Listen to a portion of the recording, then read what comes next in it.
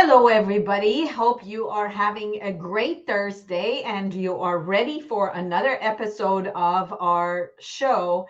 Today, talking about the National Association of Realtors latest lawsuit talking about realtors' commissions.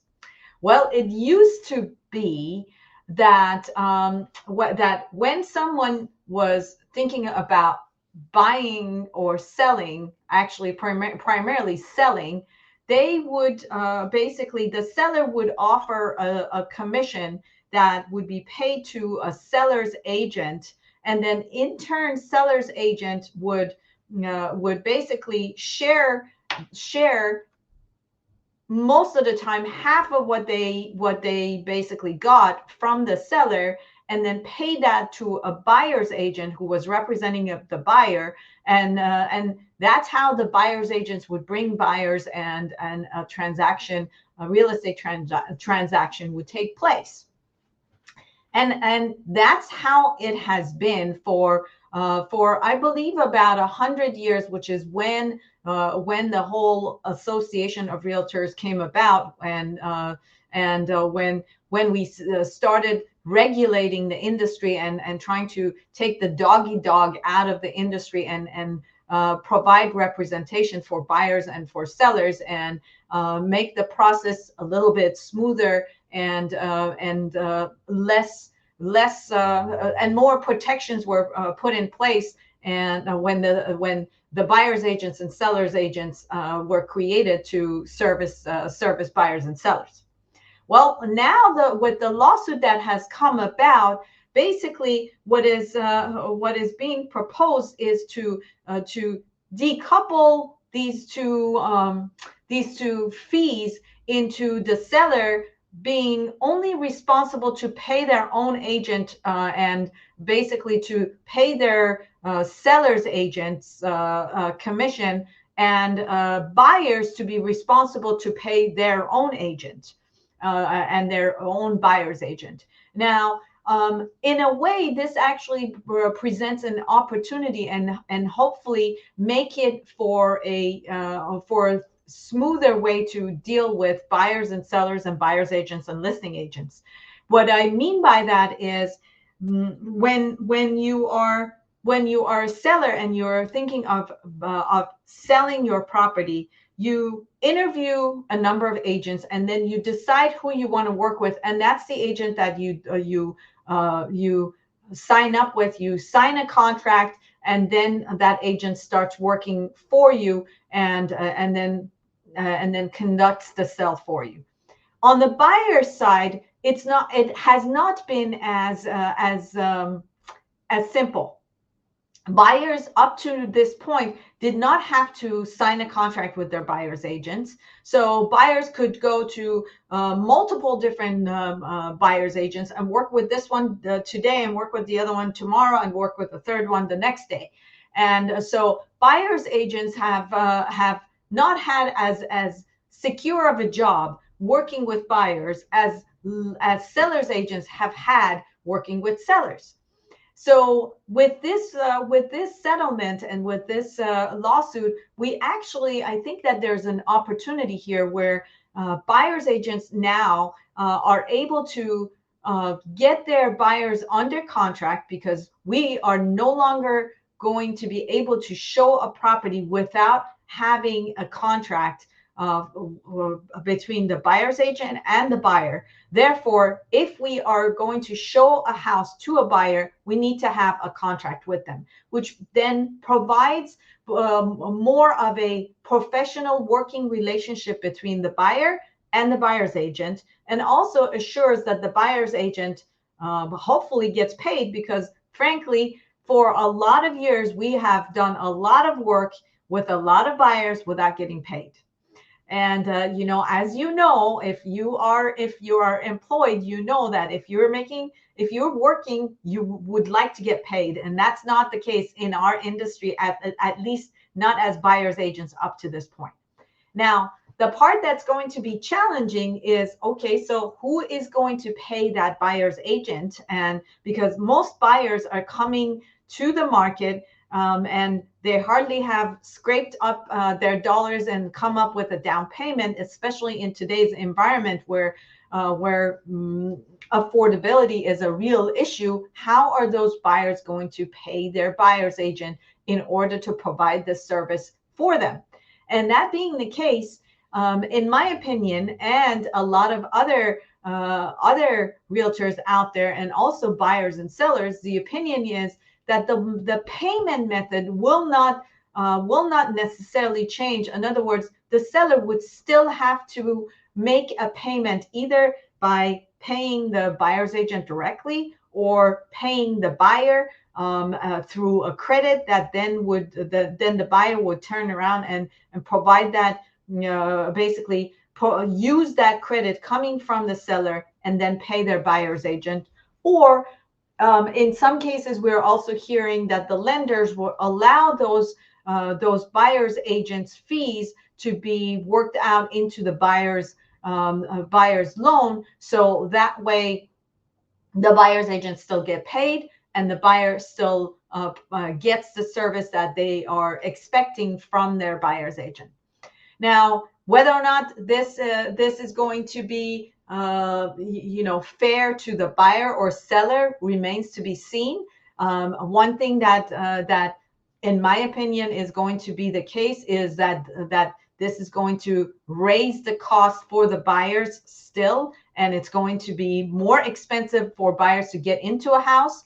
And frankly, I am not really sure if this is going to provide any savings or it's going to lessen the price of a home, because at the end of the day, market determines the supply and demand determines the price of a home, and it's not really up to the realtor to raise the price of a home. It's the market, it's the demand and supply and demand that determines the price. And if the seller thinks that their house is worth more, they're going to charge more. And if the supply is still low, then they're going to be able to get their money. And at that point, the buyer is the one that has to come up with more money. So I think the one that actually comes out to lose in this case is going to be the buyer, or unless the buyer decides not to hire a buyer's agent, and that necessarily is not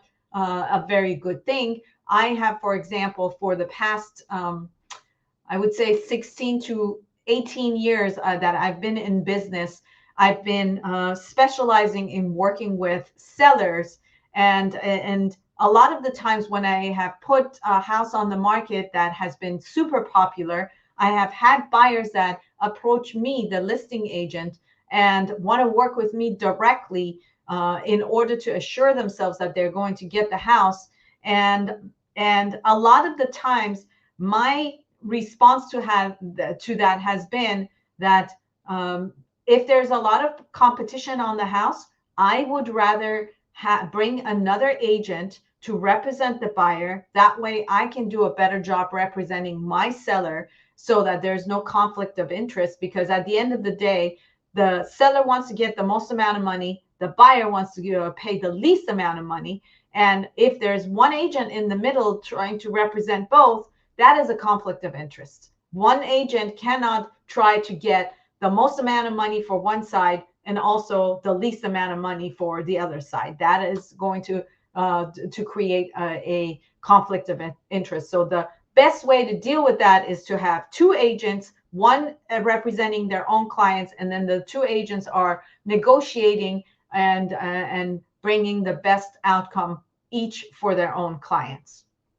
So this remains to be seen how it's going to shake out, but that's basically the long and short of it. And let me also bring this into the whole mix of the fact that some of this situation is coming out of all the Hollywood sensationalism that we see about how agents make so much money and how they do so little work. And don't believe what you see on TV and what is being portrayed by Hollywood. We are hardworking people.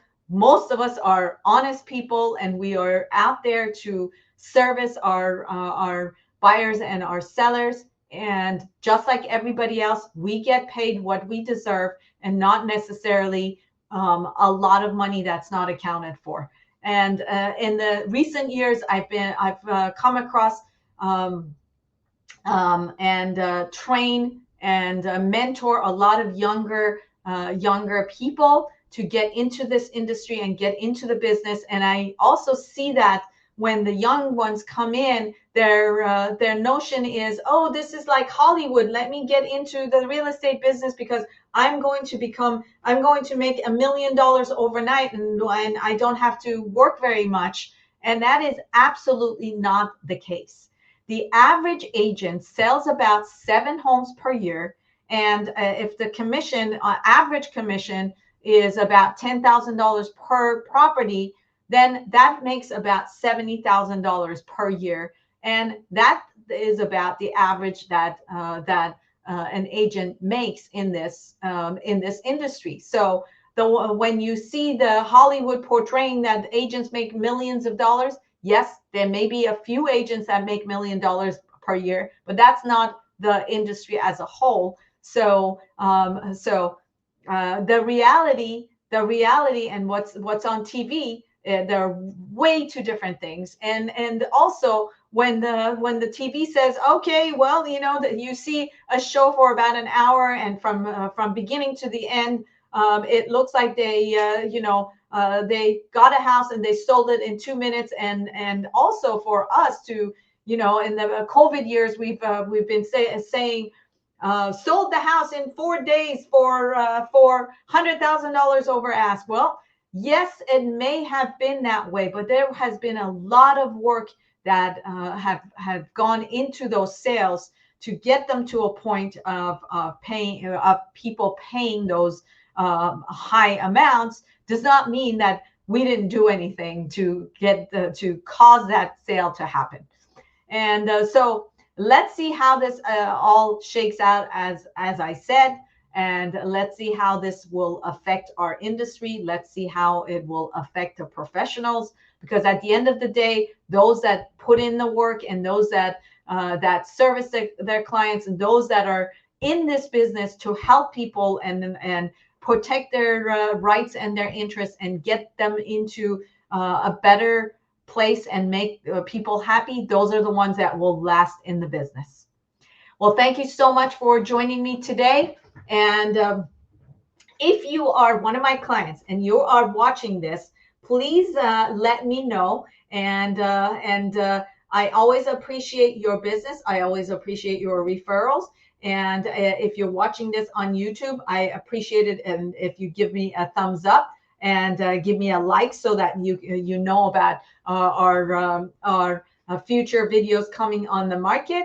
And remember, I am able to help you sell real estate anywhere in the U.S. It does not need to be in San Diego in particular. So there it is. My name is Roxanne Govari, and there is my phone number if you're trying to get a hold of me, my website, my email address, and I also like to hang out on Instagram or on Facebook, if those are places that you are visiting. So thank you so much for joining me, and make yourself a great evening.